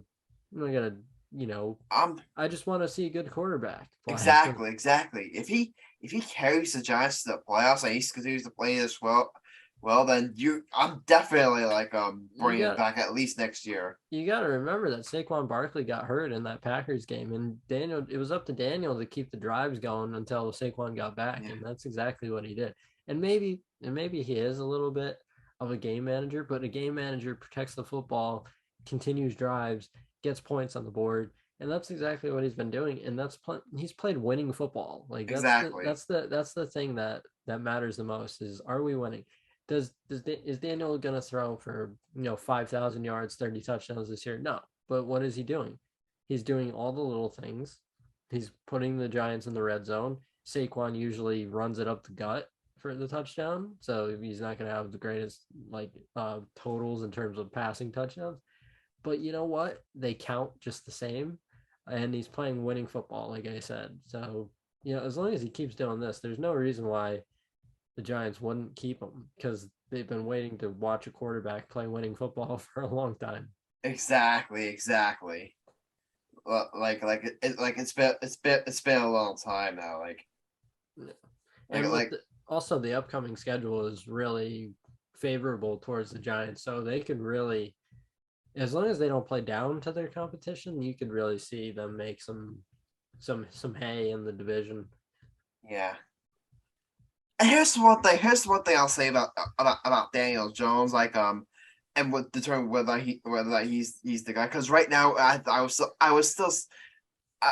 now it's still like you're not 100% sure. Here's what I'll say about this: as you mentioned, like him, being like more of a game manager. Here's what I'll say about that: like if you're Daniel Jones and you really want to prove to be a guy, like you're this upcoming schedule, like you're not facing that great competition. Go out there and play one of these games and lay it up. Like throw for 300 yards and 4 touchdowns. Like go out there a couple of these games and lay him out, because that's exactly what he did in 2018. You remember he had a couple of games where he was throwing 300 yards, 4+ touchdowns. Remember that one game against Washington against the end of the year where he absolutely lit up for 5 touchdowns? Mm-hmm. I would think if Dan Jones really wants to say, "Yo, I'm the guy," I would like to see a couple of those games from him. Yeah, for sure. You don't want to see every game be this nail biter towards the fourth quarter. You want to see Daniel have a game where he just puts the team on his back and lights it up. And I think he's proven that this year, he can do that. I would not be surprised if one of these upcoming games, he absolutely tears it up. He's played so well recently that it would be the least surprising thing at this point, because he really is just playing well. The Giants have, Andrew Thomas. They have their franchise left tackle. They've got Saquon playing his best football. I think his best football of his career. I think he's even better. I think so too. So it looks good. It looks good. Obviously, the O-line's not great. The receivers. The receiving core is a mess. Yeah, Kadarius Toney just can't get on the field. Kenny Golladay is just. We don't even need to talk about Kenny Golladay. There's nothing to talk about. Here's what you can say about Kenny Golladay. He is collecting his check. No, here's what you can say about him. Dave Gilman, the gift that keeps on giving. Yeah, but I was for the move because I was under the impression that I mean, Kenny I was for to Galladay. move it as I was well. I was under the impression that Kenny Galladay had something left in the tank, but he doesn't. Yeah, he clearly He doesn't. looks slow on the field. He doesn't have that same explosiveness that he did in Detroit. And Yeah, so it's just like, all right, after this year, the Giants will be able to cut him, move on, and you just wipe your hands, cut your exactly, losses. The Giants. exactly. Here's the thing. We're seeing a lot of improvement. We've seen that the Giants have that pass rusher that they've always wanted in Kayvon Thibodeau. They've got, you know, Andrew Thomas. They've Oh, got I their love first round. Kayvon Thibodeau. Did They've you see got that yeah, one play at the end of the game? yeah. He won the game with his game Exactly, winning putback. exactly. And you see that they in the fourth round this year they drafted a tight end who really does all the nitty gritty things that you want a tight end to do. Yeah, Catches every ball thrown his way. Daniel Bellinger, they've got they're getting there, and they have money to help push the process yeah, along. Now, the thing that I like about the new management that the Giants have is they're not going to spend all their money.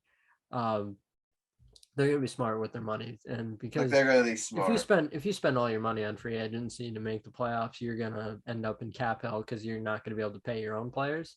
And Exactly. so what you have to do is you have to make smart trades. You have to occasionally sign some free agents, and you have to build through the draft. And that's what their philosophy is. And we're seeing, we've got Evan Neal, Kayvon Thibodeau, Daniel Bellinger, as I Yeah, just mentioned. And the Giants, I think the Giants like best receiver right now is our second round draft pick, Wandale Robinson. So yeah, he's a really good. He's a really yeah, good. he's kind of a tiny kind of guy, but like he gets open. He scored a touchdown. He scored his first touchdown the other day. Yeah, and that's the thing. Getting back to Daniel Jones, like I might how important it is for him to like these games up. I would also send a message saying like if he does lay up a couple of these games, he says like he could say like, hey, you like that? Like get me a couple more receivers and watch what I can do then. Yeah, especially with Brian Dable's offense, Yeah, I definitely cause believe that. that's the thing. Like, cause could you imagine if Dan Jones had like a Tyreek Hill right now Yeah, or a Stephon they Diggs? just don't have the money. That's the issue. That's the That's Dave that's Gettleman the issue. that's the issue. Like It's like, do they you really thought they had that guy in Kenny Galladay and they didn't. like? I'll tell you right now is like if the Giants had at least some money, you would see them go out and try to get like Odell from the free agency market or something, just to help out the receiving core. But they just don't. They won't have the money till next year, and it's really unfortunate that like this year, the year that we're finally on the right track, is the year we just don't have the money to make upgrades to the roster. Yeah. Yeah, I definitely think like I think Shane will be after the trade deadline though. Because here's the thing, like we came Yeah, up thinking oh the Giants should probably be selling the trade deadline. They're gonna be like if they're gonna make any moves, they're gonna be buyers. Like yeah, they're definitely not they're definitely if they're definitely obviously like the roster isn't like people say oh the roster isn't complete like you're 5-1 like unless they completely like collapse over the next couple weeks I definitely think like they're gonna be buyers. Now are they gonna make something? Are they gonna do anything crazy? No. Like they're gonna, I don't think you're gonna see any like top 100 picks being traded. But yeah. In could order, could they make like a trade to, like maybe like for like us like could they make a trade that could impactful receiver like for like a fourth round or fifth round pick? I could see them doing that. it just depends on the money, like I said, Yeah, because they really don't have much. yeah. Like I said, like they would love to sign Odell Beckham back, but I'm sure if they could fit, they would do it in a heartbeat. yeah, it's just that they hadn't. And you have to remember they had to cut players to get under They had to that. cut James Bradbury. Look what he's Yeah, doing in yeah, Philadelphia. like exactly. Like they were close to being over the cap, and they had to cut their best corner. Can you imagine if Dory Jackson and James Bradbury on the team Oh right now? my God, it wouldn't be Like fair. it wouldn't be fair, but you know what? They don't have the money, so they didn't have the money, and it's just it's the same situation here. If they're gonna make any sort of moves, it's probably gonna be for like minimum deals. It's gonna be Yeah. good, Yeah, and that's what I'm talking. That's what I'm or talking about. Like, do I think he'll do anything major? No, but can I see like him doing like a couple of small moves that can really like help this team? I think I could see that. Yeah, it just depends on like moving money around. If there are players on the current roster who could be traded to open up some money. Yeah. Hope, I wish Kenny Galladay could get traded, but he can't. Yeah, but I think it just speaks volumes. Like the shape that this roster the shape that Dave Gilman left the Giants in, like a roster with very limited talent and in cap hell. For Brian Dable and Joe Shane to come in and do such a great job, it's just amazing. Good It's just coaching really amazing. helps out It's just anything. unbelievable. You can't speak of how good enough of how good Joe Shane and Brian Dale have done.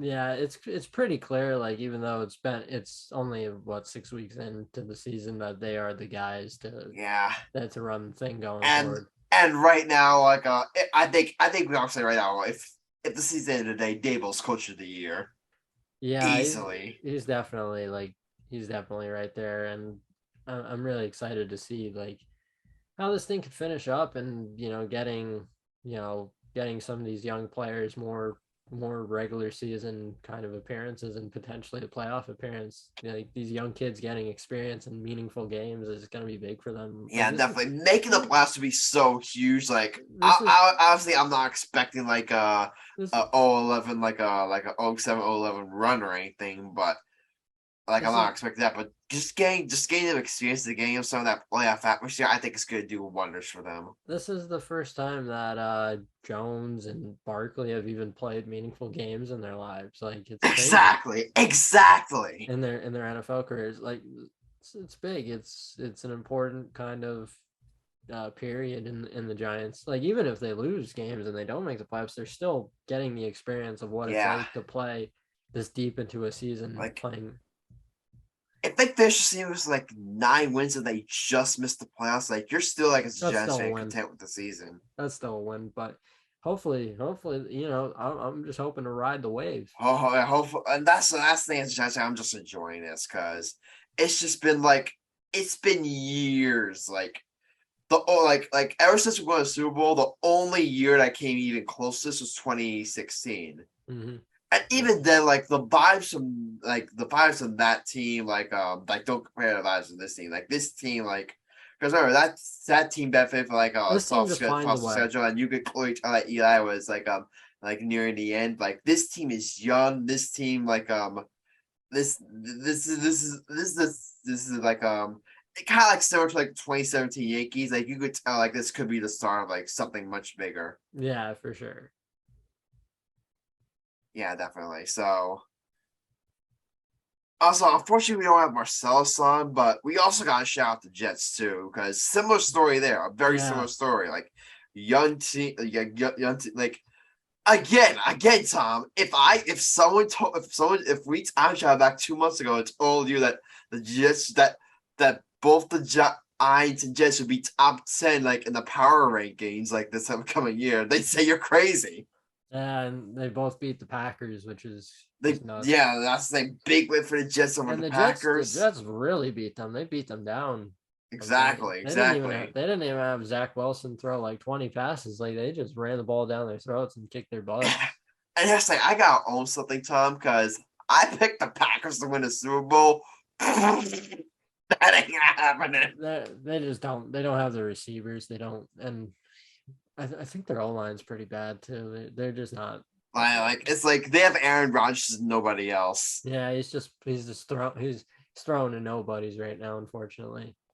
But yeah, I just that's a rough shape of group. So you could make the argument that it could be more about the Packers being bad than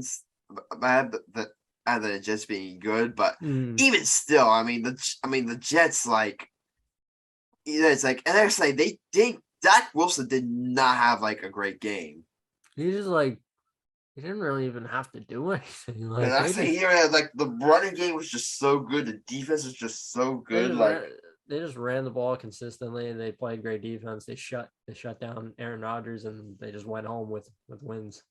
They just went exactly. They're good. They're gonna be good. They've got the right leadership, I think, and I think Saleh is starting to be better as a coach. Like, Yeah. I know that his first year and the first few games weren't great for him, but you know, Yeah, and this thing, like when he said like after that first off, like, oh, like I'm keeping receivers, you got credit. He's like backing up the talk. yeah, you better. If you Like say I gotta something say, like that, he talked the talk and now he's walking the walk.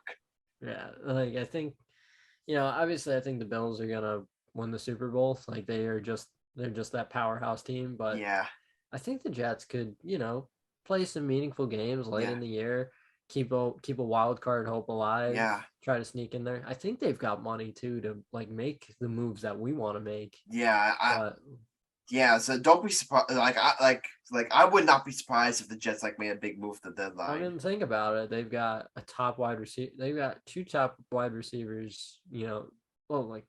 They got Corey Davis as well. They've got two young wide receivers in Garrett Wilson and Elijah Moore, both on rookie deals. You've got a quarterback on a rookie deal. You've got your star running back on a rookie deal. You've got Quentin Williams, who's still on his rookie deal.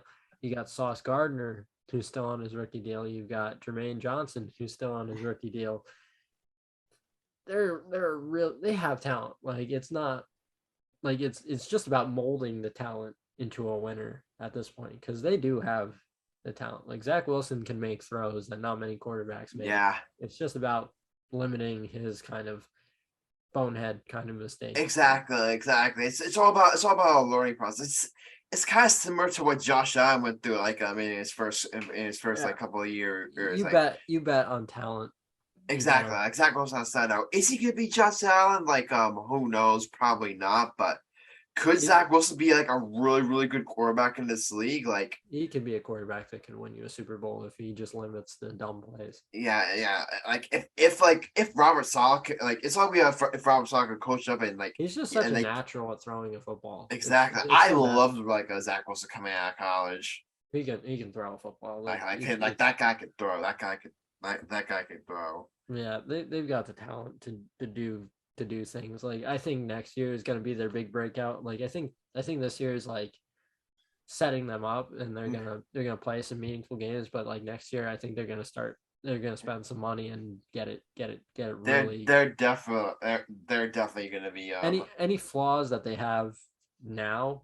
I think like they're gonna address them in the off season. Yeah, and they're gonna try to address them this year too to go on their playoff run. I still think the Bills win the Super Bowl though. Yeah, I think the Bills are Super Bowl favorites, but yeah, the Jets. Yeah, I'll tell you right now. Like I think in the coming years, like the Bills, like they're gonna have like a couple teams like snipping, like to try and snitch that division out. Like the Jets are gonna be up there. The Miami Dolphins are gonna be up there. Are gonna be there. You can never count Bill Belichick and the Patriots. It's the AFC East is gonna be looking really nice for years to come. For sure. They all have got young quarterbacks too. Well, Mac Jones is like kind of I think he'll be fine. Yeah. I think we kind of discount the fact that he's just as young as Zach Wilson. Yeah. Because they're both. That is true. That is true. Like he's allowed to have his problems. And like Mac Jones doesn't have like the physical abilities that Zach does, but like he's a guy that will, like with Bill Belichick, he's kind of he'll throw his checkdowns and they'll win their games. That's all Bill Belichick really wants. Yeah, just throw me like a 5-yard out route. You're good. All right, Michael and Alex. I gotta ask you about the Eagles and the Cowboys game. It was specifically Alex. Alex, your Eagles 6-0. So you guys take down the Cowboys. So the floor is yours, my friend. Go ahead, rub it in Michael's face. Adam, you want to live till tomorrow? So, Jalen Hurts had a hell of a game. He was 15 for 25 for 155 yards and two touchdown passes. The defense came up and showed up big time in front of their home crowd. Darius Slay, CJ Garner-Johnson, James Bradbury all played tremendous. Jaden Hortz converted two third downs. And the Eagles were without Lane Johnson at right tackle for the entire second half due to a concussion, but they somehow kept it together and got the win. And I was listening to Colin Cowherd on TV the other day, and this is what he said in quotes: Dallas can be a wild card team. Philadelphia might have won the division last night. Seriously, the Eagles have a little more talent in the offensive line position, pretty equal to Dallas. They might just run it and end up with 14-0 record. So that's what Colin said, and he's absolutely right. And it's time for the Eagles to manage this league and do what they do to bring the city what they want, and which is a Super Bowl appearance. And I think that they can, no question about it, do it. I definitely share a lot of that same sentiment. Now, here's what I'll say about the Eagles. I don't think they're necessarily as good, like, as their record would indicate. Like your 6 right now. Like, would you say that the Eagles are better than the Chiefs or Bills? Like, I wouldn't say that, but I do think they're up there. They're really good. They're just not quite at that level. Yeah, Like they have like a special level for the Chiefs and the Bills. exactly. Like those two are like top there. But I do think the Eagles up there. The thing is that the Eagles right now is that is that they've had like kind of like a pretty soft schedule. Like is that they have like a pretty soft schedule, not just lately but throughout the entire year. Like you look at the teams that like they played so far aside of the Cowboys, like the Cardinals, like they played the Jaguars, Commanders, like Vikings, Lions, you know. So I definitely think they kind of have a soft schedule and that eventually like they make them down a little bit. But I still think they're gonna be like I will say this with all that being said, like right now, I think you could definitely make the argument the Eagles are the favorites to come out of the NFC and make it to the Super Bowl. If for no other reason, then who else is there in the NFC? I'm trying to think right now. Exactly. It's not great. It's not the only team that exactly the only team that has the only team that's off to like somewhat of a like similar start to the Eagles is Minnesota Vikings 5-1. Do you really trust Kirk Cousins to make it to the Super Bowl? Nope. Exactly. I still think like the Packers and like the Bucks will always make it interesting just because they got the two great quarterbacks. And like, Packers and Bucks can make it interesting. I mean, you can't count the Rams, but you know how hard it is to make it back to Super Bowl back-to-back years. Dallas. Can't count out Dallas right now. Can't count out Dallas, but I think right now the Eagles are definitely the favorites to at least come out the NFC. Yeah, I think they've earned it just by what they've been doing. But like, obviously you just don't rule out the Rams. Like, if they can get Stafford back on track, you can see something there. Definitely. Michael, you've been quiet. Is it because the Giants and Eagles won and your Cowboys lost? Is that the reason why you're so quiet? Go ahead. We can't even hear you. I'm about to kill you. Okay. We just said some nice things about the Jets. All right. We can do 1 out of 2 ain't bad. Yeah, 1 out of 2 ain't bad. 1 out of 2 ain't bad.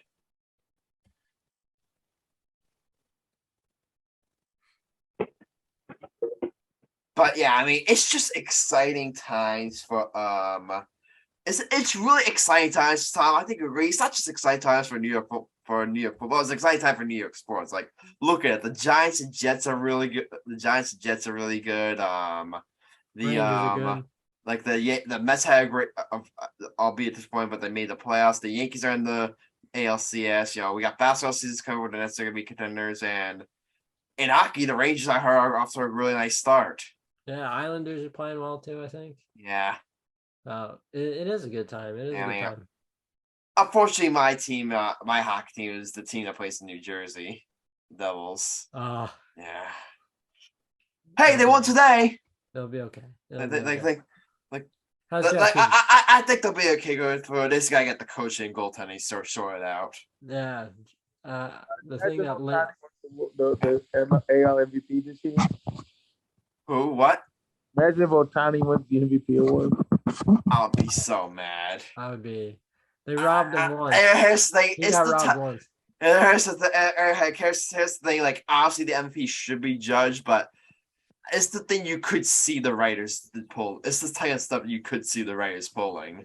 Yeah, I think Judge will win, but I think he'll win too. But I'm just a little nervous because I could see like the writers like pulling out that kind of thing because we all know about the Yankee bias.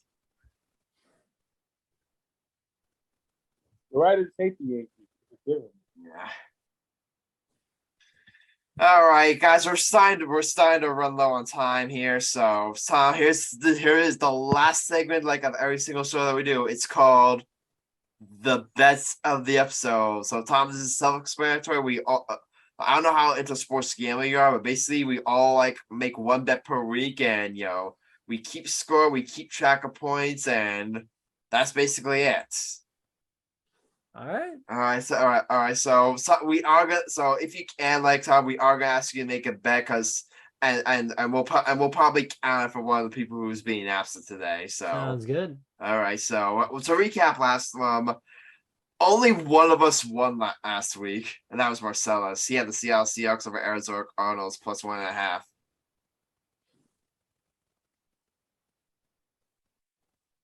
Yeah. But yeah. And I was thinking, guys, that saved us from going back-to-back weeks because what happened like the episode before that, Tom? What? For the eighth time in podcast history, we all lost our bets.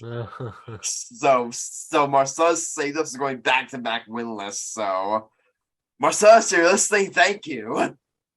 Good job, Marcellus. Okay, So yeah, click over the standings. Like Sam is in first place, Michael's in second place, Marcellus is in third place, I'm in fourth place, and Alex, my friend, is in last place. So quick standings update. So all right, you guys mind if I go first? Go ahead. All right, yeah, I typically always go first here. I'm thinking of. Here's the thing. Do I go back to them again because they just broke me last time? I'm I'm thinking about it right now. I'm not sure. The odds aren't available for the game right now, so I'm probably not gonna touch it. Mm-hmm. I definitely know one of my bets. I'm not sure if I know two of them. All right, I'll take the first one and get out the way. I'm going head to tail with our co-host. I'm taking the Brooklyn Nets over the New Orleans Falcons in their home opener tomorrow. I definitely think like home game, Barclays Center. I definitely think they're gonna I definitely think they're gonna jump out to a big lead, and I'm probably gonna parlay that up. I'm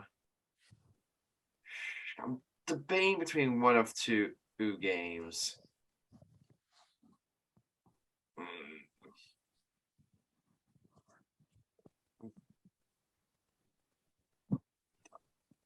I'm debating between one of two teams. I just don't know which one I trust more. I'll take the Yankees in game two. I think they'll drop game one. I'll have them in game two. All right, you go in game two. Alex, you go. All right, Alex, you're up. Both the money line, by the way. Both money line. Thomas, you go. All right, I'll pick. Okay, I'm gonna do. Go ahead. Alex, you go. Then Tom, you go.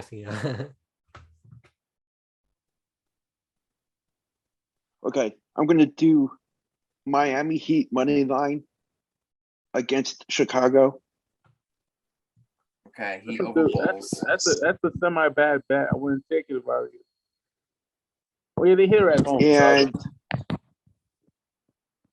And Memphis money line against Knicks. Oh! You bastard. Go fuck yourself. I'm not gonna lie, Alex. I low key like it. I low key like it.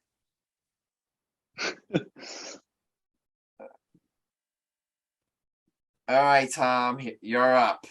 All right, I'll take the Giants over the Jaguars. I think Jacksonville is like a 3.5-point favorite. Oh, okay. So you're doing the spread, right? Or are you Yeah. doing the money line? I'll do the spread. Yeah. Oh, okay. I like it. I like it. All right, I got to pick for Marcellus. No, I think Tom's pick. We'll have Tom's pick go for Marcellus. We'll have Tom's pick I'm go for family with Marcellus. I know what he wants. Don't be a kid. All right, go for Marcellus. Go for Marcellus. I'm gonna take him. I'm gonna take the Timberwolves on the spread against the Thunder. They're All they're right. 2 point. They're 1.5 favorites. So Timberwolves Okay. on the spread against the Thunder. Okay. And Sam got his bet. He texted me. He's taking Yankees over the Astros. I'm not sure which game off the last that, but he's parlaying it up with the Pelicans for the Nets. All right. All right, Michael Cunningham. Last up. Go ahead. Let me tell you something, Adam. I've been studying. I'm gonna go with the Cavaliers over Raptors money line, and Donovan Mitchell scoring 20 points or more. Okay. And I'm gonna go All right, with you got one more bet. I'm gonna go with Pablo Banchero scoring 50 points or more for my next bet with the Magic.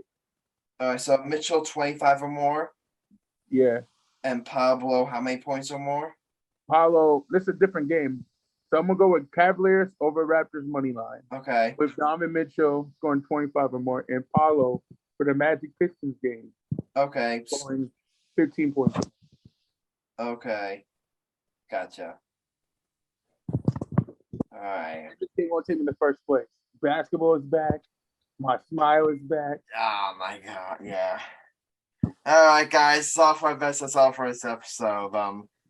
Yeah, like you said, Michael, it's just like basketball's back, hockey's back, playoffs are like in full swing, like football's in full swing. It's I think I always say like October is like best sports season. Like when we get to this time of year, it's like the best. It's like peak sports season. You get only 4 teams. You get 4 sports per episode. Yeah. A game where you get 4 sports, Adam. Yeah. It's the only time of year where you get 4 sports at once. It's the only time of the year. Only time of the year. Yeah, definitely. But Tom, we thank you so much for coming on. It's just been a blast. Like having you on talking football, talking baseball. You know, like you killed it today, man. It's been a pleasure like having you on today. I appreciate it, guys. Thanks for having me on. No problem. So before we let you go, little plug here. Tell us where all listeners can find you.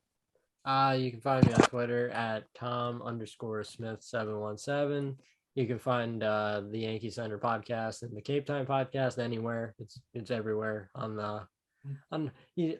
Apple and Spotify and all those places. And I think the our Twitters are just the names of the podcast. So at Cape_Time and then at Yankees_Center. So Perfect. But yeah, Tom, we the so much going on, and remember, you're always back. I'll go back on any time. Don't be a stranger. I appreciate it, guys. I appreciate it. All right, but guys, any final thoughts? Michael, we have any final thoughts? But Alex, any final thoughts? Go Phillies. Okay. I knew he was gonna say that. Yeah, after my final thoughts, go Yankees. But guys, that's it. This is episode 118 of the Gay Gap Podcast. Yours truly, Grassani, Michael Cunningham, Alex Reich, and our special guest, Thomas Smith. If you like what you heard, be sure to leave a like, and follow, or subscribe to the podcast. Also, enjoy our conversation, either comments, YouTube, reach out on social media. Any feature I have to say in a future episode. Remember, my friends, do not assume your Jesus is fantasy. If you measure our world, believe in it, and dive in. See you next time, and until then, stay lit.